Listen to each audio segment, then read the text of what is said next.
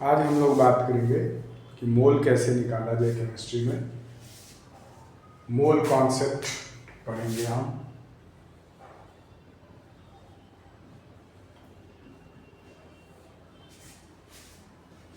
हमने पढ़ा हुआ है कि हमारे पास 7 फंडामेंटल क्वांटिटी हैं, उसमें एक फंडामेंटल क्वांटिटी है अमाउंट ऑफ सब्सटेंस। तो ये जो हमारा मोल है, ये मोल बेसिकली एक फंडामेंटल यूनिट है।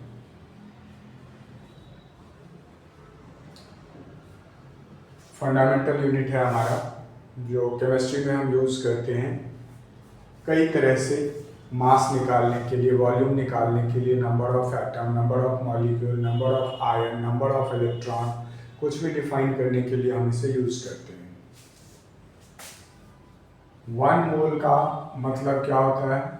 1 मोल का मतलब होता है 1 ग्राम एटॉमिक मास। पहली बात तो ये समझ में आया। ग्राम एटॉमिक मास का मतलब क्या हुआ कि एटॉमिक मास इन ग्राम। जैसे सपोज करो क्लोरीन है, तो क्लोरीन का एटॉमिक मास है 35.5। हम सब ने देखा है किस तरह से हम लिखते हैं क्लोरीन को 35.5। तो 17 का मतलब हुआ इसका atomic number, that is number of proton, और 35.5 ये इसका हुआ एटॉमिक मास। तो अब एटॉमिक मास यहाँ पर अगर आपने 35 लिखा, बेसिकली जब हम रिप्रेजेंट करते हैं एलिमेंट को तो हम यहाँ 35 लिखते हैं, तो ये तो है मास नंबर। लेकिन जब हम इसके एटॉमिक मास की बात करते हैं तो हम कहते हैं 35.5। अगर एक एटम की बात की जाएगी तो हम इसको लिखेंगे 35.5 यू। यू का मतलब हुआ AMU, एटॉमिक मास यूनिट। और अगर हम इसको लिखेंगे ग्राम में 35.5 ग्राम, तो इसका मतलब हुआ ग्राम एटॉमिक मास। और 1 ग्राम एटॉमिक मास का मतलब हुआ 1 मोल। मतलब क्लोरीन का 35.5 ग्राम, ये इसका हुआ 1 मोल। इसी तरह अगर हम बात करते हैं हाइड्रोजन का, तो जैसे हमने कहा 1, तो 1 ग्राम, ये इसका हुआ 1 मोल। ऑक्सीजन की बात करेंगे तो हम कहेंगे 16 ग्राम 1 मोल। मतलब 1 मोल का मतलब हुआ 1 ग्राम एटॉमिक मास। दूसरा, इसको हम लिख सकते हैं मॉलिक्यूल के टर्म में, तो हम क्या कहेंगे 1 gram molecular mass. 1 gram molecular mass. जैसे मान लो यही O था, O2 हो जाता, तो ये हो जाता 32 ग्राम, ये इसका होता 1 मोल। ठीक है, तो 1 मोल क्या? मॉलिक्यूल। और ये क्या होगा? 1 मोल एटम। अच्छा, उसके बाद ये तो मास की बात हो गई। अब हम बात करते हैं वॉल्यूम की। तो वॉल्यूम में हम STP पे इसका मेजरमेंट रिप्रेजेंट करते हैं, standard temperature and pressure STP पे। तो STP पे हम कहते हैं कि इसका वॉल्यूम होगा 22.4 लीटर। ये हम यूज़ करते हैं बेसिकली गैस के लिए। ठीक है, किसी भी गैस के लिए 22.4 लीटर का जो वॉल्यूम है उसका मतलब हुआ 1 मोल। तो इसको हम कहते हैं मोलर मास। इसको क्या कहते हैं हम? Molar mass. Molar mass of atom तो 1 ग्राम एटॉमिक मास, और मोलर मास ऑफ मॉलिक्यूल तो 1 ग्राम मॉलिक्यूलर मास। जैसे यहाँ कहेंगे हम molar mass of chlorine atom तो 35.5 ग्राम, और molar mass of hydrogen atom 1 gram, molar mass of oxygen 16 ग्राम, और molar mass of O2 molecule तो 32 ग्राम, मोलर मास ऑफ Cl2 तो 2 से मल्टीप्लाई कर देंगे, दैट इज 71 ग्राम। तो ये हो गया मोलर मास। और इसको हम कहते हैं मोलर वॉल्यूम। मोलर वॉल्यूम, ठीक है। अच्छा जी, अब मास के टर्म में हो गया है ना कि मोलर मास, 1 मोल में 1 ग्राम एटॉमिक मास या फिर 1 ग्राम मॉलिक्यूलर मास। वॉल्यूम के टर्म में हो गया मोलर वॉल्यूम की 1 मोल का वॉल्यूम 22.4 लीटर होगा, चाहे वो हाइड्रोजन हो, ऑक्सीजन हो, नाइट्रोजन हो, कार्बन डाइऑक्साइड हो, कार्बन मोनोऑक्साइड, कोई सा हो। तो मोलर वॉल्यूम का मतलब हो गया 22.4 लीटर। अब हम बात करते हैं नंबर में। ठीक है, तो 1 मोल जहां भी हम लिखेंगे इसका मतलब होगा 1 एवोगैड्रो नंबर। तो इसको हम क्या कहते हैं? Avogadro number. तो 1 मोल का मतलब हुआ 1 एवोगैड्रो नंबर, और एवोगैड्रो नंबर का वैल्यू कितना होता है 6.023 इंटू 10⁻23। अब जो भी एंटिटी होगा हमारे पास जिसकी भी हम बात कर रहे होंगे, जैसे हम कहेंगे 1 मोल एटम, तो इसका मतलब हुआ 6.023 इंटू 10⁻23 एटम। हम कहेंगे 1 मोल मॉलिक्यूल, तो 6.023 इंटू 10⁻23 मॉलिक्यूल। हम कहेंगे 1 मोल इलेक्ट्रॉन, तो 6.023 इंटू 10⁻23 इलेक्ट्रॉन। जो भी एंटिटी हमारे पास होगा, आयन होगा तो इतने आयन हो जाएंगे, ठीक है।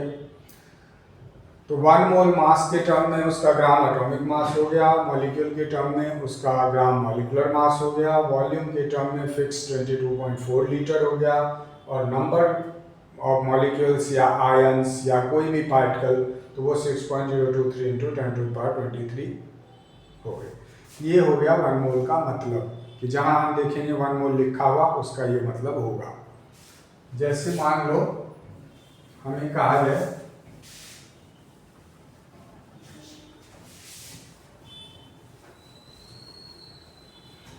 मान लो हमें कहता है कि आपके पास है 1 मोल वाटर मॉलिक्यूल, है ना। हमने कहा भाई 1 मोल पानी दे दो, 1 मोल पानी का मॉलिक्यूल दे दो। तो 1 मोल पानी का मॉलिक्यूल दे दो, तो अगर हम कहेंगे ग्राम के टर्म में तो ये हो गया 18 ग्राम, है ना, क्योंकि इसका एटॉमिक मास हाइड्रोजन का 1, ऑक्सीजन का 16, टोटल हो गया 18, ये इसका मॉलिक्यूलर मास हो गया। तो मास अगर हम कहेंगे कि 1 मोल वाटर दे दो, तो इसका मतलब कितना ग्राम वाटर दे दो, 18 ग्राम वाटर दे दो। तो 18 ग्राम वाटर को हम कहेंगे 1 मोल वाटर, ठीक है। तो ये तो बात हो गई मास के टर्म में। अब अगर हम कहेंगे कि वॉल्यूम के टर्म में, मान लो ये जो हमारा वाटर है ये एक्चुअली में वेपर है, ठीक है। तो अब वेपर फॉर्म में है, तो गैसेस फॉर्म में है, तो हम क्या कहेंगे कि 22.4 लीटर वाटर। हमने क्या मांगा 1 मोल वाटर, तो या तो 18 ग्राम वाटर या एसटीपी पे 22.4 लीटर वाटर, या फिर अगर काउंट करके मॉलिक्यूल दे 1 2 3 4 5 ऐसे पानी की मॉलिक्यूल आप गिन सकें, तो आप कितना कहेंगे 6.023 इंटू 10⁻23 वाटर मॉलिक्यूल, ठीक है। अब इसमें एक चीज सुनो, वाटर मॉलिक्यूल आपने मांगा तो 6.023 इंटू 10⁻23 वाटर मॉलिक्यूल हो गए।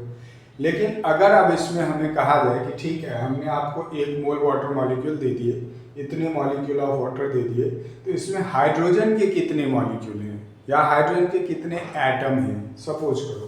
तो अगर हाइड्रोजन के कितने एटम हमसे कहा जाए, नंबर ऑफ हाइड्रोजन एटम, कि भाई आपने 1 मोल वाटर मांगा, मैंने 1 मोल वाटर दिया, अब बताओ इसमें मैंने आपको कितने हाइड्रोजन एटम दिए।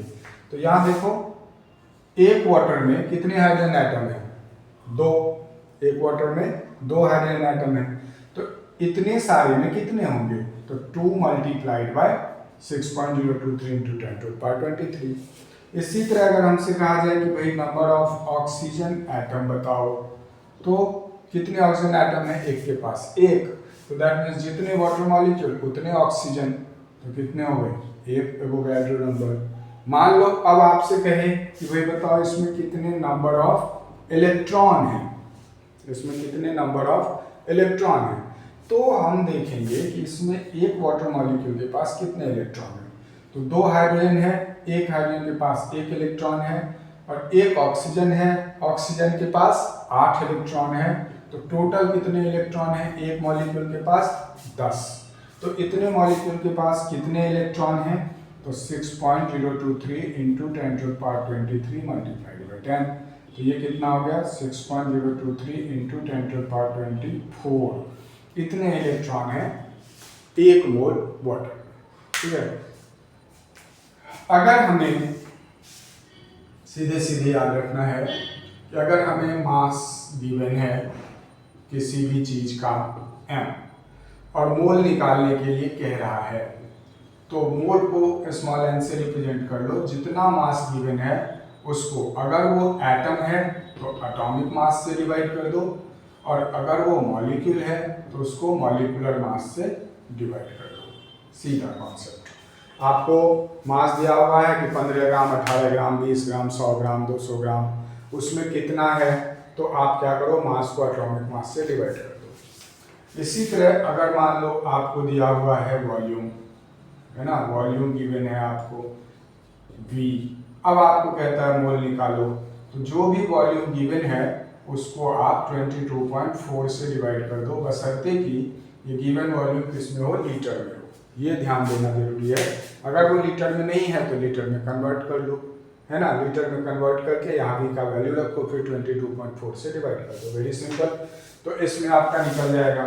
मान लो उसने नंबर ऑफ एटम दिए, नंबर ऑफ मॉलिक्यूल दिए, है ना, अगर हम कहते हैं कि हमारे पास नंबर ऑफ एटम या मॉलिक्यूल या आयन या इलेक्ट्रॉन हमें n दिया हुआ है, अब मोल निकालो, तो हम क्या करेंगे कि जो दिया हुआ है उसको 6.023 इंटू 10⁻23 से डिवाइड कर देंगे। सिंपल है मोल निकालना। अगर आपको मास गिवन है तो given mass divided by atomic mass, अगर वो मॉलिक्यूल है तो given mass divided by molecular mass, अगर वो वॉल्यूम है तो लीटर में कन्वर्ट करके 22.4 से डिवाइड, और अगर नंबर ऑफ एंटिटी है तो 6.023 इंटू 10⁻23 से डिवाइड कर देंगे, नंबर ऑफ मोल आ जाएगा। ठीक है, तो इस तरह से हम किसी भी चीज़ का नंबर ऑफ मोल आराम से फाइंड आउट कर सकते हैं। ठीक।